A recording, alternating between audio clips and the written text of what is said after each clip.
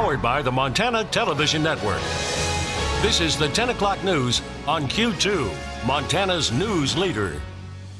Good evening, everyone. Thanks for joining us this Wednesday. I'm Jeanelle Slade. And I'm Russ Riesinger. Round one of the first DNC debate for president, packed with discussion and disagreement on difficult issues. The first 10 presidential candidates face off, tackling immigration, healthcare, guns, women's rights, and the U.S. economy.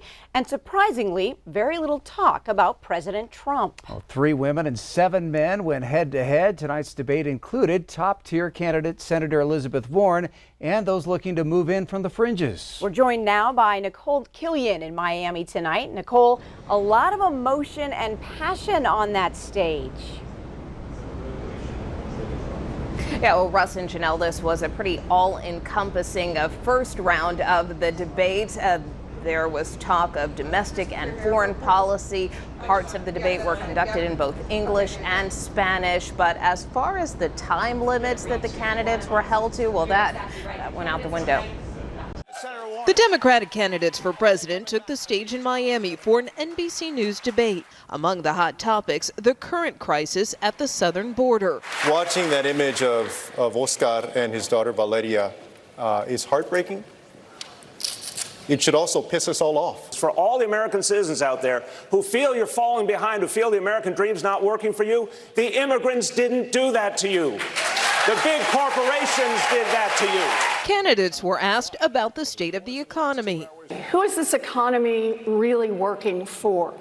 It's doing great for a thinner and thinner slice at the top. I live in a low-income black and brown community. I see every single day that this economy is not working for average Americans. Several candidates weighed in on the current abortion debate. Senator Amy Klobuchar included her fellow females in her response. There's 3 women up here that have fought pretty hard for a woman's right to choose. So I'll start with that. The candidates looked for breakout moments to make an impression, a challenge with no more than 7 to 10 minutes apiece in total speaking time, if that. The Democrats reserved most of their criticism for President Trump. I don't think we should conduct foreign policy in our bathrobe at 5 in the morning. The biggest threat to the security of the United States is Donald Trump. Congressman Tim Ryan laid out a problem he sees for the entire Democratic Party. We are not connecting to the working class people in the very states that I represent. Both debate nights showcase the Democratic Party's diverse field and feature more women on stage than past presidential debates.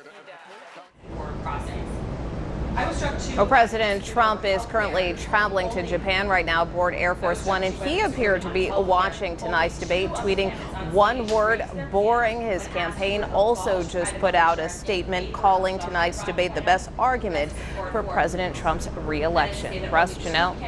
Well, Nicole, Montana Governor Steve Bullock running for president but didn't qualify for this first DNC debate. What kind of effect will this have on his campaign, do you think? Well, you know, earlier in the day, I had a chance to speak one-on-one with Democratic National Committee Chairman Tom Perez, and I asked him specifically about Governor Bullock and some of the candidates who didn't make the cut. And what he said is that he expects that some of the folks who weren't here tonight or tomorrow night may very well end up in the next debate. He later told reporters that, you know, he can't change the rules and, you know, simply because we're friends. So that still is the chair's position on this. We did hear from the governor tonight. He put out a statement saying that a critical voice was missing tonight on the debate stage. As you know, he held a televised town hall in Iowa. Tomorrow, he'll do the same in New Hampshire. Back to you. All right, Nicole Killian live from Miami, Florida tonight at the site of the DNC debate. Thank you, Nicole. Well, although he didn't make the debate stage, Montana Governor Steve Bullock did get some face time in Iowa today. Town hall featuring only Bullock was broadcast live in Des Moines. Bullock answered questions from Iowans on a number of issues, among them what he would do to fight climate change and what he would do to make housing and college more affordable, saying unlike some other Democrats, he's not in favor of forgiving student loans for everyone. Bullock also talked about making sure Social Security is there for the long haul. So as president, I would not only honor our commitment when it becomes to Social Security, but we've got to figure out either from an additional revenue perspective or just the frugality in government to make sure that we can fund so that not only you can be assured that what you've paid into your lifetime you get, but so I can be assured of that for me as well. Bullock was also asked about the crisis on the southern border, saying there needs to be an orderly system of immigration and taking a shot at the Trump administration. And this is in part, candidly, a creation of this own administration. At the same time that we've had individuals wanting to come for asylum, he's substantially cut back humanitarian aid and aid to the Central American countries. So we need to have an orderly system for getting asylum, and it really is also a bureaucratic mess. Bullock will get more airtime tomorrow with another live town hall broadcast in New Hampshire. That's where the second Democratic primary will be held next February.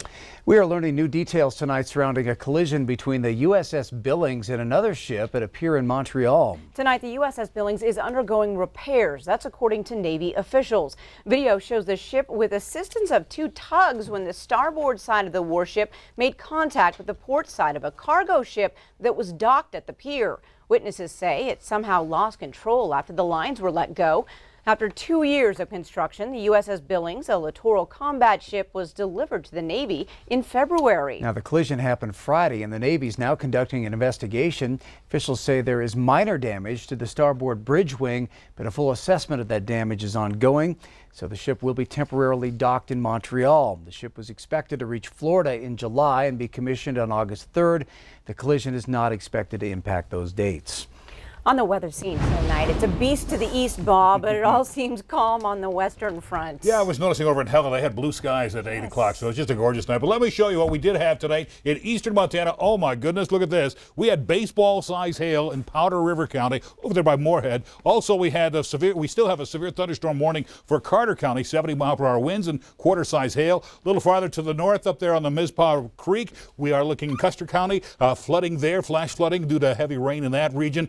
And also some more flooding, also possible flash flood watch up across Phillips County and Valley County over the next few hours or so. And so we'll probably see that into tomorrow. You'll notice Doppler radar shows you the biggest storms continue to move away from southeastern Montana. We got some heavier storms up by Havre now. It looks like things are starting to die down for the Billings area. We have one more cell kind of move near us. We'll probably see some more rain out of that, but things are in the process of kind of drying up as we go into tomorrow morning. We'll have more of that coming your way in a few more minutes. All right, thanks, Bob. A Billings man will spend 2 years in federal prison after he tried to hide a gun under a child's car seat. 44-year-old Justin Kraft sentenced today for illegal possession of a gun during a traffic stop last June. Court documents state police pulled over a car that Kraft was riding in and saw Kraft try to put something under a car seat. Police found a 9mm semi-automatic pistol with a partially obliterated serial number under the child's seat. Now, Kraft has a prior felony conviction forbidding him from possessing a firearm. A stolen vehicle turned 4-car crash yesterday afternoon in Billings has police out looking for more stolen cars and potential suspects. 37-year-old Melvin Brown is charged with 5 felonies, and the judge set bail at $20,000 today.